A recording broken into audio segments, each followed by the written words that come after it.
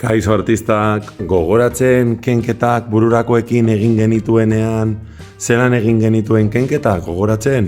Lehenengo pausua zenbakiak vertikalki idatzi, bigarren pausua batekoak kendu, baina ez dugunez, laguntza eskatu behar diogu. Amarreko, bat eman aldidazu? Bai, noski, eta horrela, 13 ditugu. Zer gertatzen da?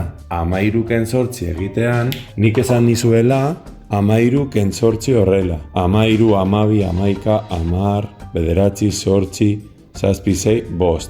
Baina batzuk pentsatu zenuten, ez, nahiago dut truko bat, saltoen trukoa. Orduan, zein da trukoa? Trukoa da egitea 8an gaude eta zenbat salto eman behar ditugu? 9, 10, 11, 12 eta 13. Hau da, pentsatzea, zenbat salto daude 8tik 13ra? 8, 9, 10, 11, 12 eta 13 salto. Horrela trukoa nahiago duzue?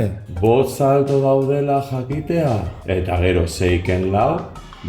Truko horrekin hobeto? Hori espero dut saltoen trukoa ikasita. Beste adibide bat ikus dezagun. Zoom, hortze duzue. Beraz, berriro. 2 kentzortzi ezin dugunez egin, laguntza eskatzen diogu. Eskerrik asko amarreko. Eta ja orain, 12 kentzortzi egiteko, zelan planteatzen dugu? Hemen. 8 daukagu eta zenbat salto? 9, 10, 11, 12. Edo, 8, 9, 10, 11, 12. Zenbat salto? 4 salto. Eta 6ken 3. Horrela hobeto artistak, hori espero dut, beste bat arte.